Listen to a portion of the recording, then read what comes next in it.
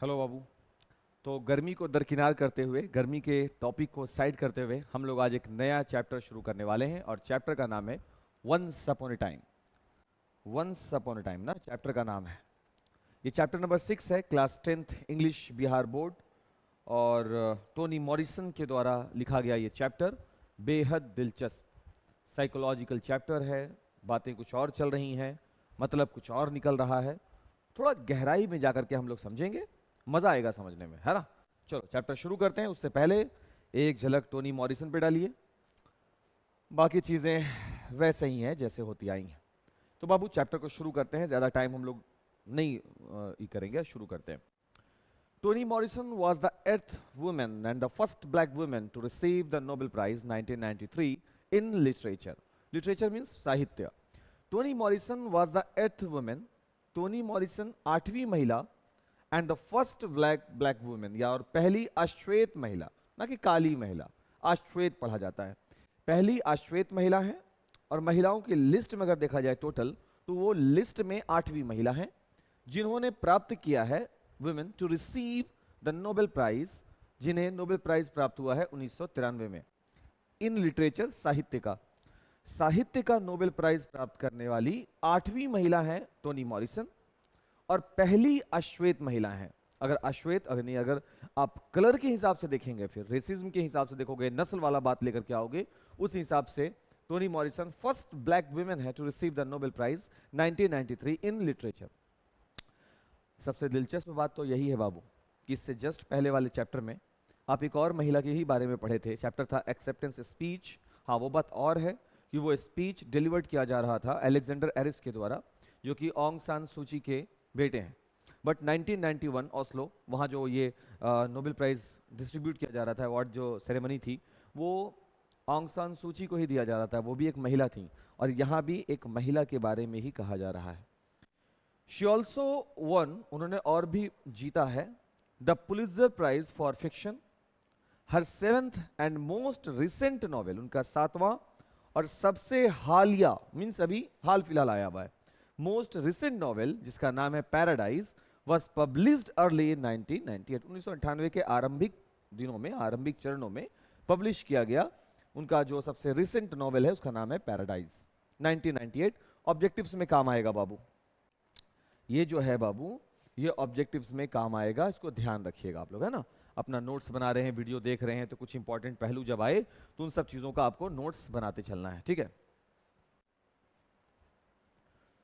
हर speech, ये उनका एक भाषण का ही अंश लिया गया है, हर स्पीच, और उस स्पीच का नाम है वंस अपॉन अ टाइम, एक बार की बात है। जब हम कोई स्टोरी वगैरह सुनाते हैं बच्चे लोगों को, तो नहीं बोलते एक बार की बात है, तो वो यहां पर एक बार की बात है ना बोलते हुए इंग्लिश में क्या कहा जा रहा है, वंस अपॉन अ टाइम, एक बार की बात है। वंडरफुली एग्जिबिट्स, बहुत ही लाजवाब तरीके से उजागर करता है, हाउ, कैसे, the proper usage of language, कैसे भाषा का एक सही इस्तेमाल कुड ब्रिंग अबाउट चेंजेस, बदलाव लेकर आ सकता है, एंड बिग रिवॉल्यूशन, और एक बड़ा क्रांति ला सकता है, इन द वर्ल्ड, संसार में, and more so the immediate surrounding, और उसी के सापेक्ष अपने नजदीकी परिवेश में भी वो बदलाव लेकर आ सकता है।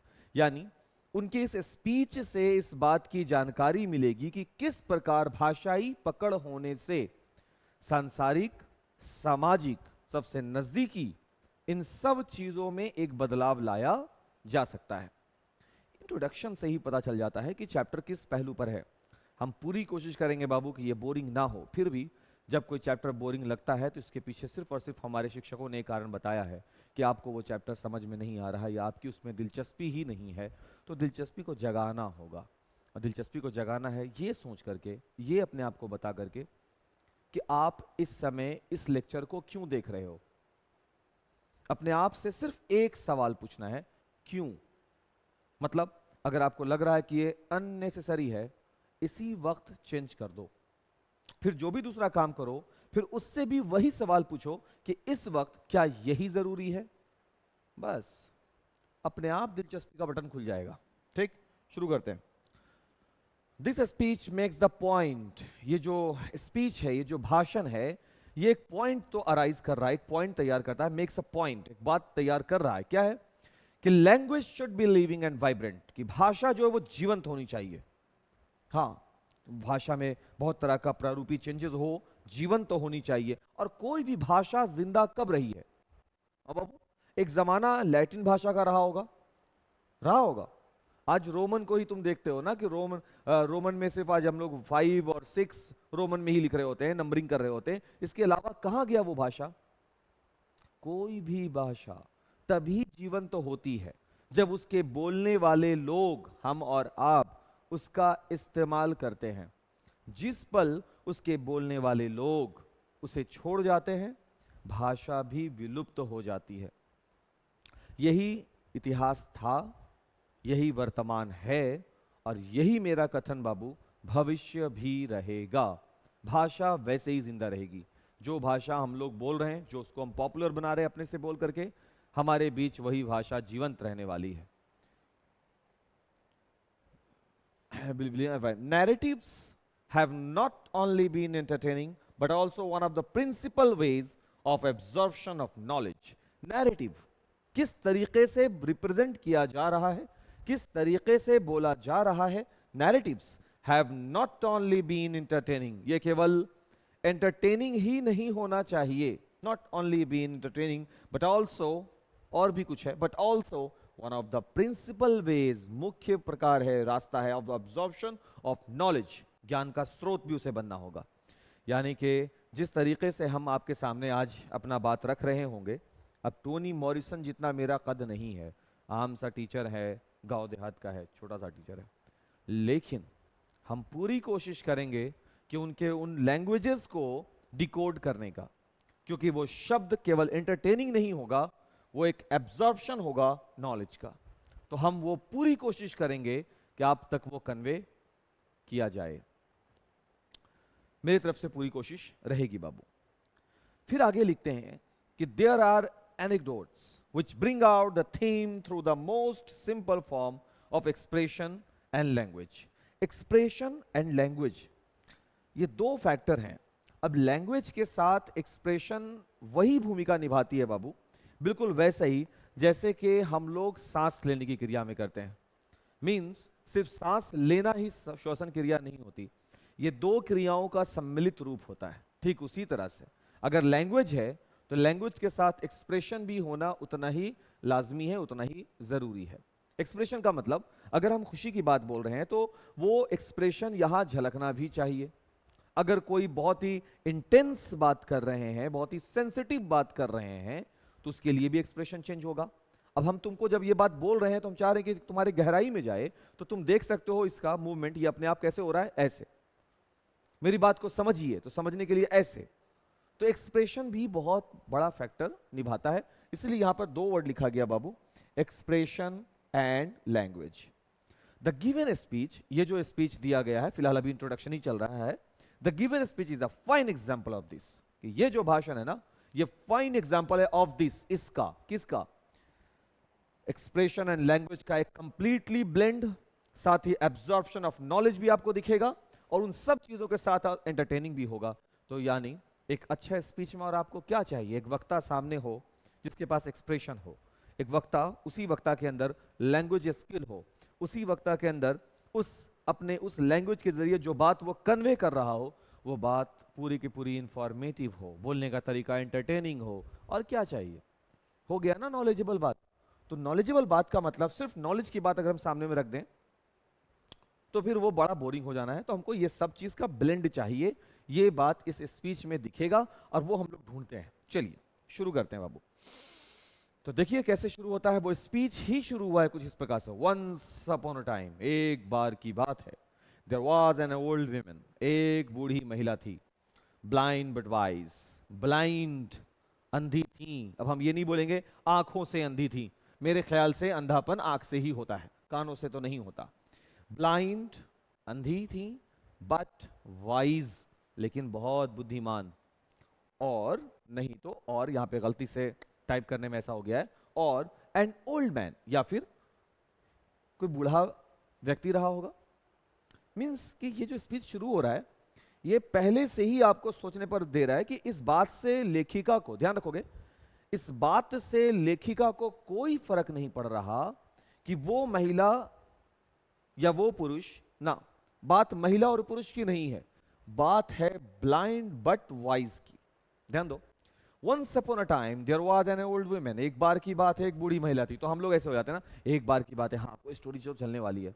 एक बूढ़ी महिला थी, अंधी थी लेकिन बहुत बुद्धिमान, ठीक, या फिर कोई बूढ़ा रहा होगा, बूढ़ा पुरुष रहा होगा, महिला नहीं।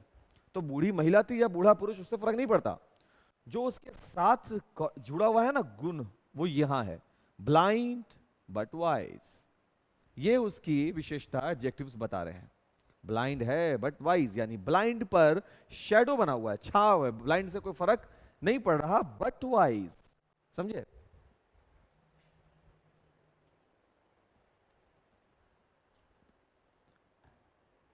चलिए सर आगे बढ़ते हैं।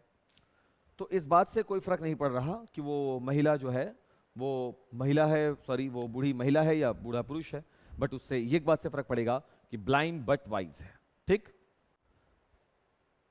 एक गुरु, शायद वो कोई टीचर है, एक गुरु है शायद, सूदिंग रेस्टलेस चिल्ड्रन, जो सांत्वना देते हैं उन बेचैन लोगों को, परेशान लोगों को, रिलैक्सेशन देते हैं, इत्मीनान दिलाते हैं। I have heard this story, मैंने ये कहानी सुन रखी थी, और वन एग्जैक्टली लाइक इट, मैंने ये कहानी सुन रखी थी, या ऐसे ही कोई दूसरी कहानी, वन एग्जैक्टली लाइक इट, ऐसा ही कोई और कहानी मैंने कहीं सुनी थी, इन द लोर ऑफ सेवरल कल्चर, कई दूसरे कल्चर में मैंने ये कहानी सुनी है। जो कहानी मैं आपके सामने अभी रख रही हूं, ये कहानी मैंने पहले भी अपने किसी समाज में, किसी बुनियादी क्षेत्र में रह रही थी, उस समय मैं उस लोर कल्चर में मैंने वो कहानी सुनी है। ठीक है, कोई बड़ी बात नहीं, कहानी सुना है। तो ऐसे कहानी सुनाने का यार एक बार की बात देखो ना, लग रहा है कि कहीं सुने हैं। ऐसे ही कुछ था कि वो शेर था, वो ऐसे आया, तो मैंने कहानी ऐसे है कि ऐसे ही कुछ था, एकदम लाइटली उठा रही हैं बात को। ठीक है, वंस अपॉन अ टाइम, अब वो कहानी को शुरू करती हैं। Once upon a time there was an old women, तो बात वो क्लियर कर दी कि हम यहां पर ओल्ड मैन ना मान करके क्या मान के चलेंगे, ओल्ड वीमेन। ठीक है, वंस अपॉन अ टाइम, एक बार की बात है, there was an old women, एक बूढ़ी महिला थी, ब्लाइंड वाइज, ब्लाइंड भी है और वाइज भी है, हाँ ये बात तो पता चला। In the version I know, मतलब वो कहानी जिसे मैं जानती हूं, उस वर्जन, उस संस्करण में जो कहानी मैं जानती हूं उसमें, in the version I know the women is the daughter of slaves, कि वो जो बूढ़ी महिला थी वो डाउटर थी, बेटी थी ऑफ स्लेव्स, गुलामों की। बाबू आप ध्यान रखेंगे, ये नस्लवाद वाली स्टोरी चलेगी, क्योंकि टोनी मॉरिसन भी एक ब्लैक महिला है, अश्वेत महिला है, तो वो अश्वेत महिलाओं को पहले स्लेव, अश्वेतों को, महिला नहीं, अश्वेतों को पहले स्लेव बनाकर रखा गया। तो उन अश्वेतों के लिए ही तो मार्टिन लूथर किंग जूनियर वगैरह जो है वो लोग बहुत ज्यादा आंदोलन चलाए थे, नस्लवाद जो चल रहा था उसके खिलाफ। आप लोग क्लास 12th में chapter number 4 I have a dream नाम का एक चैप्टर होगा, वहां इसको अच्छे से डिस्कस किया गया है, इस चीज को कि कैसे वो गोरे कालों के बीच के भेदभाव के बारे में बात की है Martin Luther king junior.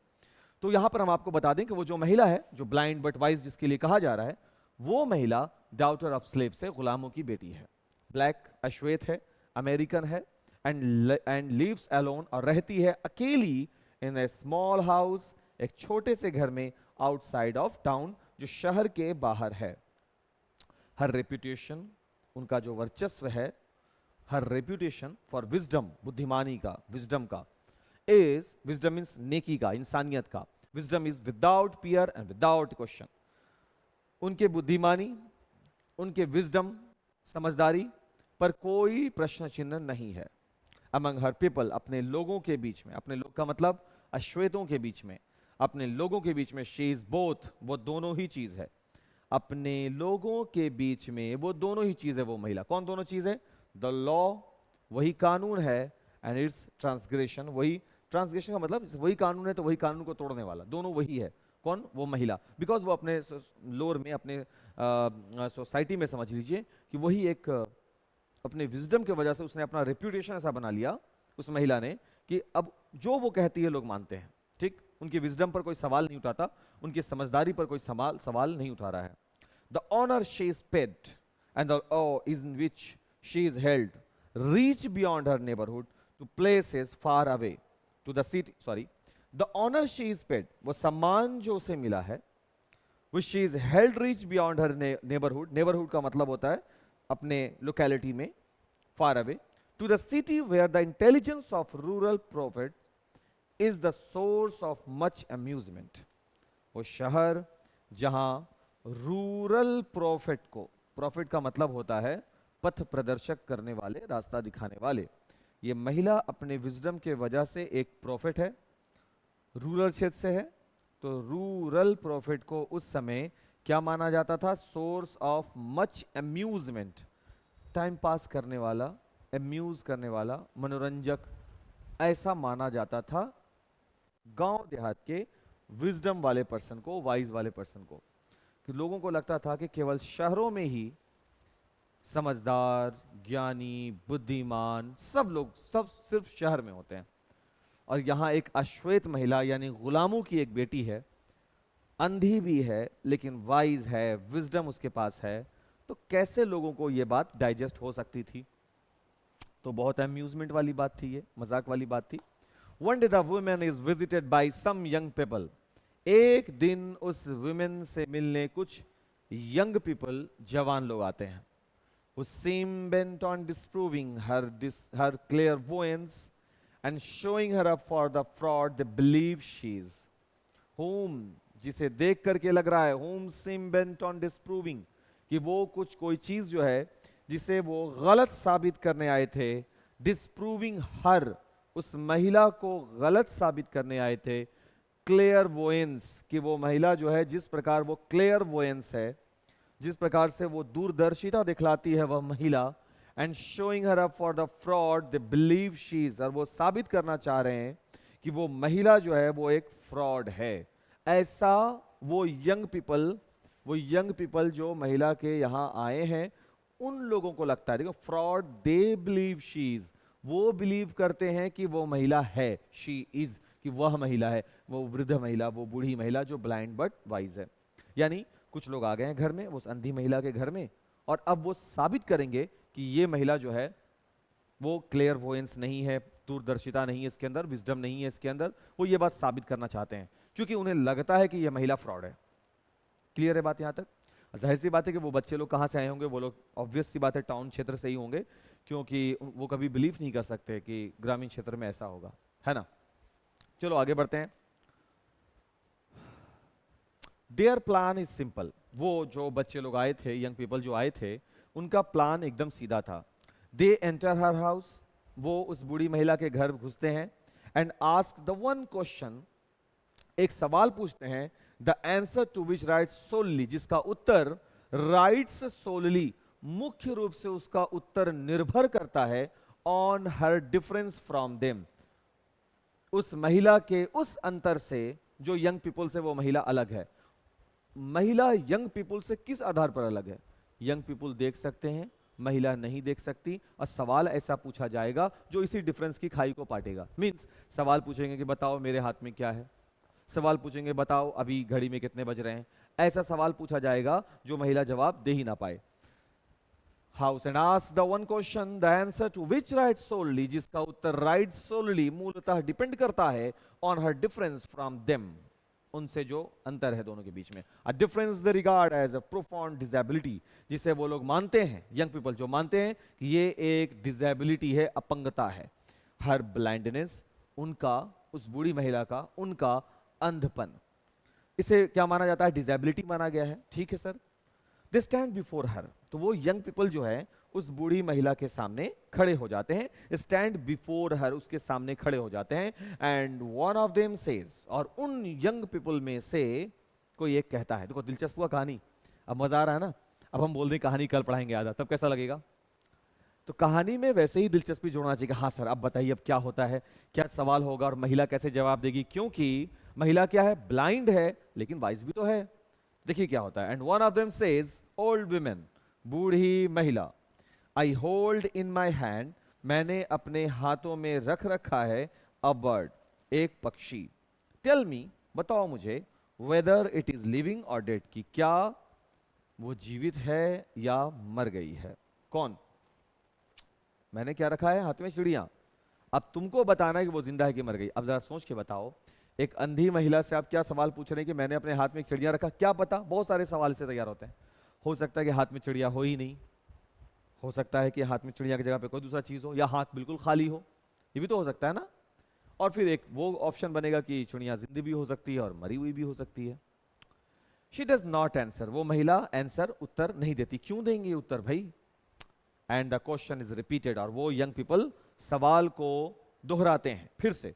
Is the bird I am holding living और डेड? वो क्या, वो पक्षी जिसे मैंने पकड़ रखा है जिंदा है या मर चुकी है? Still she does not answer, अभी भी वो आंसर नहीं देती। शी इज ब्लाइंड, वो अंधी है। And can't see her visitors, वो अपने विजिटर्स को, जो आगंतुक लोग जो आए हैं, उनको वो देख भी नहीं सकती। Let alone what is in their hands, और क्या चीज है उनके हाथ में, यूं ही छोड़ सकते हैं कि भाई रखो जो है तुम्हारे हाथ में, हमको कैसे मालूम, हम तो अंधे हैं, हम यही नहीं देख पा रहे कि तुम कौन हो, हम कैसे बताएं कि तुम्हारे हाथ में क्या है, चिड़िया है कि बत्तख है। She does not know their colour, वो महिला नहीं जान रही थी कि ये श्वेत लोग हैं कि अश्वेत लोग हैं। जेंडर, महिला ये नहीं पहचान पा रही कि वो किस किस जेंडर के लोग हैं भाई, वहां पर सिर्फ पुरुष ही हैं कि महिला भी कोई है। और होमलैंड, कि कहां से ये लोग आए हैं। She only knows their motive, वो महिला केवल उनके मोटिव को, उनके मकसद को जानती है। दैट मकसद इज टू प्रूव, क्या साबित करना कि महिला जो है फ्रॉड है। अगर वो इस समय उत्तर देती है कि तुम्हारे हाथ में जो चिड़िया है वो जिंदी है, और सच में चिड़िया होती और जिंदी होती, क्या वो लोग मानेंगे? सोच के देखो, हम बोला ना कि ये थोड़ा सा साइकोलॉजिकल भी है, तो थोड़ा वहां लेके जाइए। क्या वो लोग मानेंगे? वो बोलेंगे नहीं चिड़िया मरी हुई है, क्योंकि ये तो अंधी है, इनको तो पता ही नहीं चलेगा। फिर भी वो फ्रॉड साबित हुई ना। अगर वो बोल देती है कि नहीं चिड़िया मरी हुई है और चिड़िया जिंदी रहती, तो वो तो वैसे भी फ्रॉड साबित करने आए थे। यानी हर हाल में उनका फ्रॉड साबित होना तय है। तो क्या लगता है इस परिस्थिति में आपको उत्तर देना चाहिए, नहीं देना चाहिए उत्तर? देखिए, she only knows their motive, उसे केवल उनका मोटिव मालूम है कि ये लोग हमको फ्रॉड साबित करने आए हैं। The old women silence is so long, उस बूढ़ी महिला, उस वृद्ध महिला की शांति, चुप्पी इतनी लंबी थी। The young people have trouble holding their laughter, कि वो यंग पीपल लोगों को अब हंसी छूट पड़ी, कि मतलब कि इसको तो हम परेशान कर दिए, एक उत्तर दिया पार नहीं लगा, और अपने आप को चालाक साबित करती है, अपने आप को क्लियर वोएंस बोलती हैं, है ना। यंग पीपल को होता है, एक एज होता है जहां पर अपने आप को ना बहुत ज्यादा स्मार्ट समझ रहे हैं, इस वजह से ऐसा हो जाता है। फाइनली शी स्पीक्स, और तब जब हंसी वगैरह छूटने लगा तो देखो तब वो क्या बोलती हैं। And her voice is soft, जब वो बोलती हैं तो उनका आवाज बिल्कुल शालीन है, सॉफ्ट है, बट स्टर्न, लेकिन तीखा है। जैसे बोलते हैं ना कि ठंडे लैंग्वेज में किसी पर कटाक्ष करना, हंसते हंसते बहुत गहराई वाली बात बोल देना, उसी को बोला गया है voice is soft but stern. I don't no, मैं नहीं जानती, आई डोंट नो, मैं नहीं जानती। शी सेज, वो कहती हैं कि मुझे नहीं मालूम। क्या नहीं मालूम? कि तुम्हारे हाथ में चिड़िया है भी कि नहीं, जिंदी है कि मरी है, चिड़िया है कि बत्तख है कि मोर है, हमको नहीं मालूम। शी सेज, वो कहती हैं I don't know, simple. I don't know whether the bird you are holding is dead और अलाइव, मुझे नहीं मालूम कि जिस पक्षी को तुमने पकड़ रखा है वो मरा हुआ है कि जिंदा है। But what I do know, लेकिन जो मैं अब समझती हूं, इज दैट कि it is in your hands, कि वो पक्षी अवश्य ही तुम्हारे हाथ में है। It is in your hands, कि वो तुम्हारे हाथ में है। क्या देखा गया तब?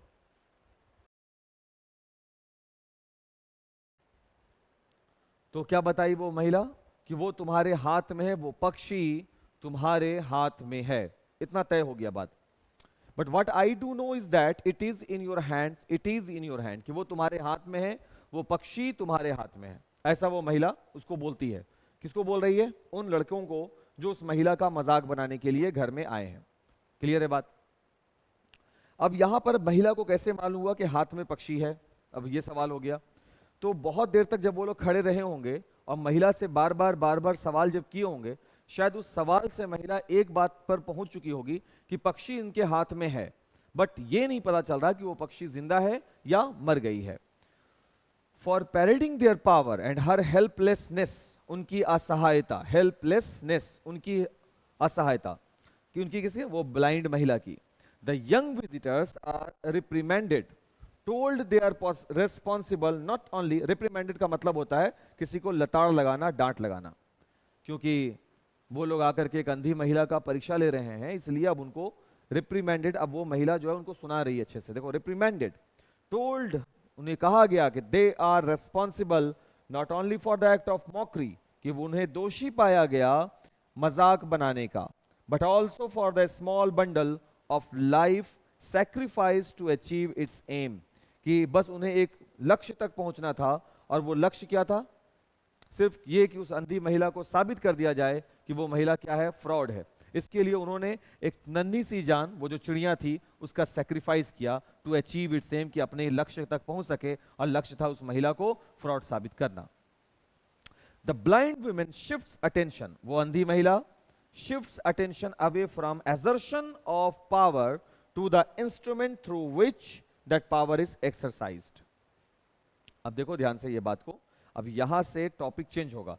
The blind women shifts attention, अब वो जो अंधी महिला है, अब उसने पूरी की पूरी एकाग्रता को, अटेंशन, बातों के पहलू को शिफ्ट कर दिया, चेंज कर दिया, दूर कर दिया फ्रॉम assertion ऑफ पावर, जहां ताकत दिखलाया जा रहा था उसके प्रदर्शन से दूर कर दिया, to the instrument through which that power is exercised, उस पहलू की ओर लेके गई जहां से वो ताकत आ रहा है। अब ध्यान दो, यहां पर जो वर्ड यूज किया गया बाबू, एजर्शंस ऑफ पावर, शक्ति का परीक्षण जो दिखलाया जा रहा है, उसे उन्होंने शिफ्ट करके बना दिया पावर इज एक्सरसाइज्ड। कौन सा? विच दैट पावर इज एक्सरसाइज, जो इंस्ट्रूमेंट थ्रू विच, यानी वो महिला जो उन युवकों को रिप्रीमेंडेड कर रही थी, डांट रही थी, वो अपनी भाषा का इस्तेमाल कर रही होगी।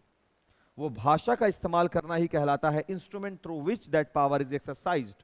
वो इंस्ट्रूमेंट, वो औजार क्या है? जिसके द्वारा वो बूढ़ी महिला उन नवयुवकों को डांट रही थी, रिप्रीमेंडेड कर रही थी। तो जवाब क्या आता है? वो लैंग्वेज। जबकि बात उसकी थी ही नहीं, बात किसकी थी? एजर्शन ऑफ पावर की। एक चिड़िया को हाथ से पकड़ा हुआ बता रहा है कि बताओ वो जिंदी है कि मरी हुई है।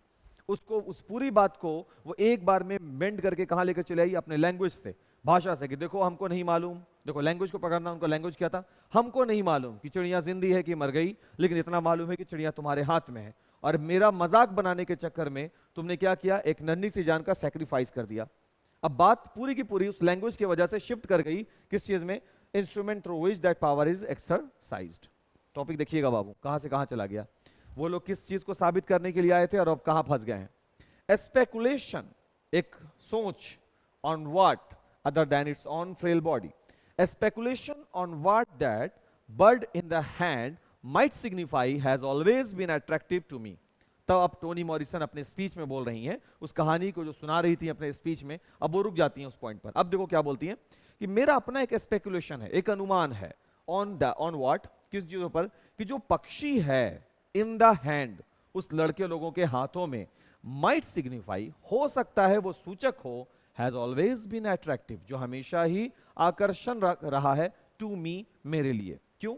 बट स्पेशली सो नाउ, लेकिन मुख्य रूप से अब, thinking as I have been about work I do that has brought me to this company, शायद हो सकता है कि अब मैं फिर से इस टॉपिक पर आ सकूं, has been attracted, sorry, but especially so now, लेकिन मुख्य रूप से अब, thinking, सोचती हूं, as I have been about work, कि मैं उस पर सोचने वाला काम शुरू कर चुकी हूं, कि I do that has brought me to this company, कि इसके, माने जो वो स्टोरी लाइन है उसके संगत में मैं आ चुकी हूं। I choose to read the bird as language, और जब मैं उस कंपनी में डूबी, मीन्स कि उस पूरे स्टोरी लाइन की कंपनी में जब मैं डूबती हूं संगत में, सो आई चूज, तो मैंने चुना, क्योंकि उन्होंने बताया क्या कि मुझे हमेशा से वो जो बर्ड है ना हाथ में, वो मुझे हमेशा से एक अट्रैक्टिव पहलू लगा है, क्योंकि वो कुछ और बता रहा है ना। क्या बताया? So I choose to read the bird as language.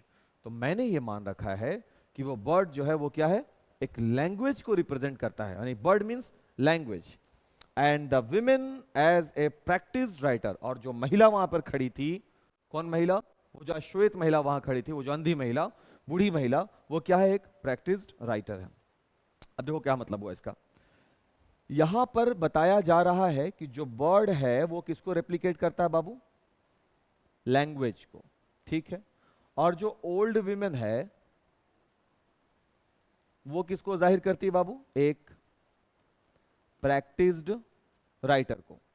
और एक राइटर के लिए सबसे बड़ा हथियार होता है उसकी भाषा, लैंग्वेज। और आप नोटिस कीजिएगा कि ये जो ओल्ड विमेन जब बोलना शुरू करती है तो ये अपनी बात उसी छोटी चिड़िया से शुरू करती है कि तुमने उस छोटी सी जान को मार दिया, हमको नहीं मालूम, but the bird is in your hand, कि वो बख्शी तुम्हारे ही हाथ में है। अब ये महिला के पास कोई उत्तर नहीं था। अंधी महिला के पास क्या उत्तर होगा कि हाथ में है कि नहीं है, बट महिला उसी बर्ड का सहारा लेकर के अपनी बात को रखती है। तो एक राइटर जो होता है वो लैंग्वेज को ही पकड़ता है। तो यहां पर भी वो बूढ़ी महिला किसको पकड़ रही है, बात कहां लेकर जा रही है, उस चिड़िया पर लेकर जाती है। तो इसीलिए यहां पर टोनी मॉरिसन बताती है कि जब मैं उसकी कंपनी में पहुंची, मतलब मैं जब उसको सोचना शुरू की, तो मैं इस नतीजे पर पहुंचती हूं कि जो बर्ड है वो एक लैंग्वेज को जाहिर करती है और जो ओल्ड विमेन है वो एक प्रैक्टिस्ड राइटर है। जिस प्रकार से एक प्रैक्टिस राइटर के लिए लैंग्वेज बहुत जरूरी होता है, वैसे ही आंसर करने के लिए ओल्ड विमेन के लिए उस बर्ड का होना जरूरी था ताकि वो जवाब दे सके। वंस अपॉन अ टाइम, एक बार की बात है, एंड सो ऑन। फिर से visitors ask an old women, वो वाला स्टोरी लाइन वहां पर ब्रेक लगता है। फिर विजिटर्स हैं, वो एक बूढ़ी औरत से क्वेश्चन करते हैं, हु आर दे, वो कौन हैं। दीज चिल्ड्रेन, वो बच्चे, वो कौन है। What did they make of that encounter, वो जो मुलाकात हुई थी, वो जो युवक लोग आए थे, उसका क्या हल निकला। What did they make of that encounter, उससे उन्हें क्या हासिल हुआ।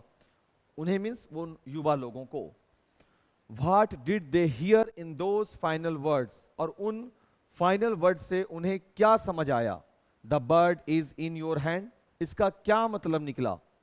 ए सेंटेंस, एक वाक्य, दैट जेस्चर्स टुवर्ड्स पॉसिबिलिटी, जो संभावनाओं की ओर इशारा करता है। और वन दैट, और एक जो ड्रॉप्स लैच, या फिर वो जो एक फुल स्टॉप लगा देता है, पूर्ण विराम लगा देता है। मतलब ये जो एक लाइन है बाबू, कौन सा line, the bird is in your hand, ये क्या जाहिर करता है, बोले कि ये एक वाक्य है जो संभावनाओं के द्वार को खोलता है, टुवर्ड्स पॉसिबिलिटी। अब इसका बहुत सारा मतलब है। The bird is in your hand means कि तुम्हारा फ्यूचर तुम्हारे हाथ में है। The bird is in your hand का मतलब है हो गया कि तुम्हारे लैंग्वेज की पॉसिबिलिटीज तुम्हारे हाथ में है, तुम्हारा भाषा तुम्हारे हाथ में है, तुम्हारे कंट्रोल में है। और one that drops A latch, या फिर फुल स्टॉप, कि जवाब मिल गया कि क्या है भाई, तो पक्षी तुम्हारे हाथ में, the bird is in your hand, बात खत्म हो जाती है। Perhaps what the children heard was, शायद बच्चे ने जो सुना हो, it is not my problem, वो मेरी समस्या नहीं है। आई एम ओल्ड, मैं बूढ़ी हूं, फीमेल महिला हूं, ब्लैक अश्वेत हूं, ब्लाइंड अंधी भी हूं। What wisdom I have now, मेरे पास क्या विजडम है, क्या समझदारी है, आई हैव नाउ जो अब है, इज इन नोइंग, ये जानने में कि I can not help you, कि मैं आपकी मदद नहीं कर सकती। The future of language is yours, भाषा का भविष्य आपके हाथ में है। मीन्स यहां पर भाषा का भविष्य क्यों बोला गया, क्योंकि सामने जो विजिटर्स आए हैं ना, अब वो सवाल पूछ रहे हैं कि इसका मतलब क्या है, the bird is in your hand. तो वो बोलती है देखो अब ऐसा है कि मेरे पास अब और ज्यादा इसका कोई सॉल्यूशन नहीं है, इससे ज्यादा मैं और मतलब नहीं बता सकती the bird is in your hand का। और अब भाषा का, the future of language is yours, अब भाषा का भविष्य जो है वो तुम्हारे हाथ में है। मीन्स जैसा मतलब चाहो तुम निकालो इसका, इसको तुम लैच समझो, फुल स्टॉप समझो, या इसके बहुत सारे पॉसिबिलिटीज बनते हैं, उन सारे पॉसिबिलिटीज को तुम खंगालते रहो। दे स्टैंड देयर, वो लोग खड़े थे वहीं पर, वही विजिटर्स लोग जो आए थे। Suppose nothing was in their hands, चलिए मान लेते हैं, कंडीशन देखो लग रहा है, क्योंकि क्योंकि क्योंकि लैच का मतलब तो हो गया मामला रुक गया, खत्म। तो अब the bird is in your hand का मतलब, अगर ये कह दी कि the bird is in your hand, तो मान लो कि उसके कंडीशन दे दिए कि मान लो कि हाथ में कुछ नहीं था। Suppose nothing was in their hand, suppose the visit was only a ROUGE, suppose ये जो विजिटर्स लोग आए वो एक छलावा के तौर पे आए हों, a trick to get to be spoken to, शायद वो आए हों उस महिला से केवल बातचीत करने के लिए, taken seriously as they have not been before. और फिर ऐसा हुआ कि हो सकता है कि जवान लड़के लोग थे, हो सकता है वो मजाक करने उस महिला के पास आए हों और बात का बतंगड़ बन गया, मामला बहुत सीरियस हो गया, ये भी हो सकता है। ए चांस टू इंटरप्ट, शायद वो इंटरप्ट करने आए हों यूं ही बस और कुछ नहीं। To violate the adult world, शायद वो परेशान करने आए होंगे कि देखते हैं बूढ़े लोग क्या करते रहते हैं उसमें, क्योंकि अक्सर ऐसा होता है कि बच्चों को हम लोग अलग थलग कर देते हैं, साइड कर देते हैं, तो ये भी हो सकता है कि वो लोग एडल्ट वर्ल्ड में इसलिए घुस रहे हो बातचीत करने के लिए, हो सकता है, बहुत सारी संभावनाएं। It's miasma of discourse about them, तो ये इसका बहुत सारा इस तरह से ऐसे पहलू बनते रहेंगे। यू ओल्ड विमेन, तुम बूढ़ी महिला, ब्लेस्ड विद ब्लाइंडनेस, ब्लाइंडनेस से जिसे ब्लेस्ड किया गया है, आशीर्वाद उसके लिए कहा जा रहा है अंधपन को। कैन स्पीक द लैंग्वेज, भाषा बोल सकती हो, दैट टेल्स अस, जो हमें बताता है, व्हाट ओनली लैंग्वेज कैन, कि जो भाषा केवल क्या कर सकती है तुम उसे बोल सकती हो। How to see without pictures, तो तस्वीर के बिना कैसे देखा जा सकता है।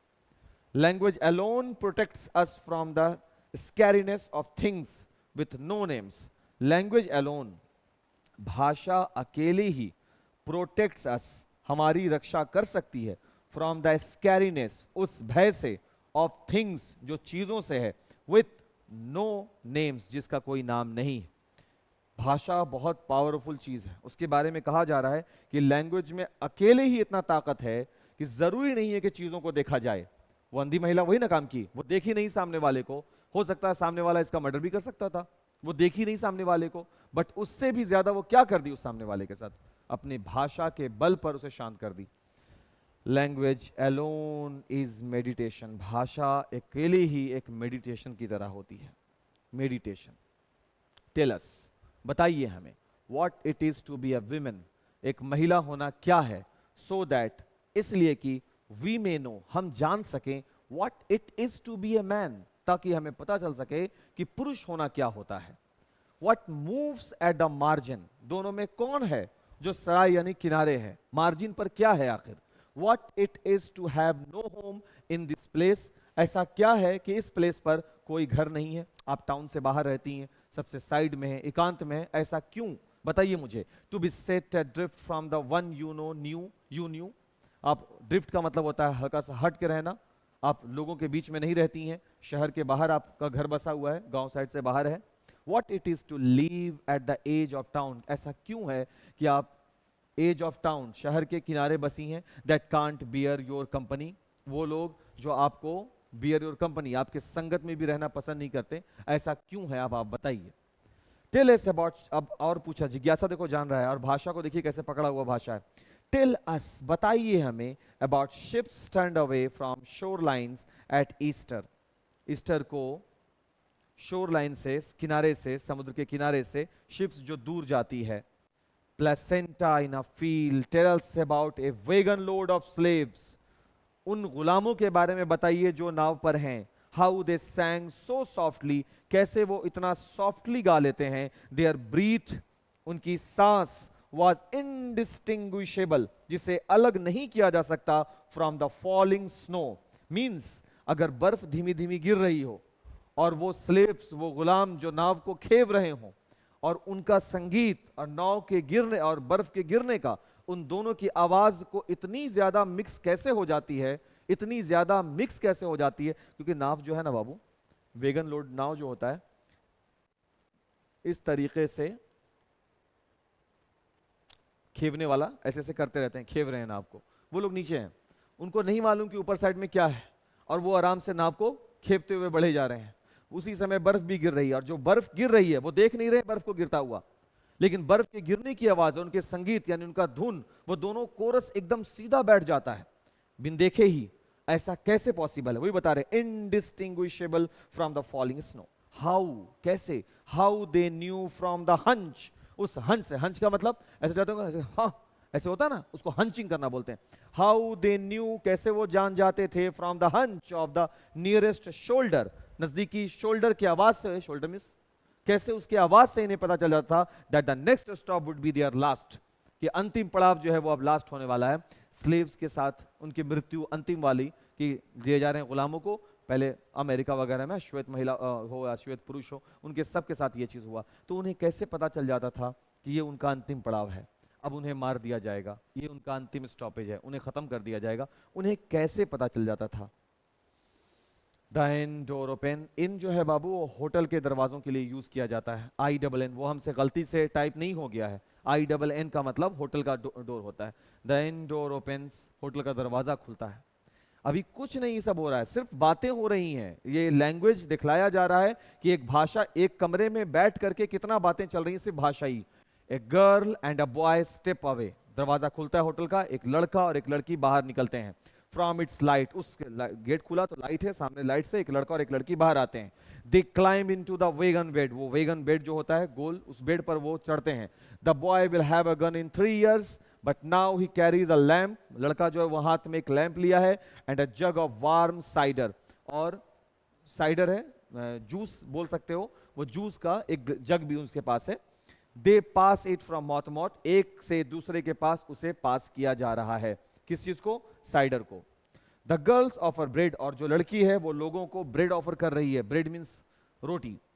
पीसेज ऑफ मीट, और मांस भी ऑफर कर रही है, एंड समथिंग मोर, और उससे भी ज्यादा। A glance into the eyes of the one she serves, और जिसे वो सर्व कर रही है वो उसे देख भी रही है। One helping for each man, एक हर एक लोगों को मदद कर रहा है। टू फॉर ईच वीमेन, दो लोग मिलकर स्त्रियों की मदद कर रहे हैं। एंड अ लुक, और एक नजरिया भी देखा जा रहा है। दे लुक बैक, वो वापस भी देखते हैं। The next stop will be their last, उन्हें पता है कि अंतिम पड़ाव ही उनका आखिरी पड़ाव है, बट नॉट दिस वन, लेकिन ये वाला नहीं, क्योंकि इस पड़ाव में जिंदगी जी जा रही है, जिंदगी जिया जा रहा है। अभी क्या चल रहा है? खाना पीना चल रहा है, तो चलो अगला पड़ाव अंत है, बट इसको जी लेते हैं जो ये अभी चल रहा है, खाना पीना मौज मस्ती। दिस वन इज वार्म्ड, ये काफी गर्म है। गर्म का मतलब ये नहीं कि टेम्परेचर हाई कर दिया, गर्म का मतलब होता है पुरजोश से, तरीका से, मजे से, उसको वार्म तो बोला जाता है। It's quite again when the children finish speaking, फिर से जब बच्चे बोलना बंद करते हैं। until the women breaks into the silence, और इस बार चुप्पी कौन तोड़ती है? जब तक कि महिला चुप्पी नहीं तोड़ती, यानी अब ब्लैक वुमेन बोलेगी, अब तक वो बच्चे लोग बोल रहे थे। फाइनली शी सेज, तो अब महिला देखो क्या बोलती है। आई ट्रस्ट यू नाउ, मुझे अब तुम पर भरोसा है। आई ट्रस्ट यू, मुझे तुम पर यकीन है। विद द बर्ड, उस पक्षी के साथ, that is not in your hands, जो तुम्हारे हाथ में नहीं है, क्योंकि you have truly cout it, वो पक्षी तुम्हारे हाथ में नहीं है, हाथ में नहीं है वो, तुमने उसे पूर्ण रूप से पकड़ रखा है। हाथ में होना, काउट पकड़ कर रखना, दो अलग अलग चीज है। काउट इट, लुक देखो, हाउ लवली इट इज, देखो कितना शानदार है ये। दिस थिंग, ये चीज, वी हैव डन, जिसे हमने प्राप्त किया, टुगेदर, एक साथ। अब किस चीज के बारे में था? क्या पक्षी नहीं तो क्या है हाथ में? यहां पर बात लैंग्वेज की हो रही थी।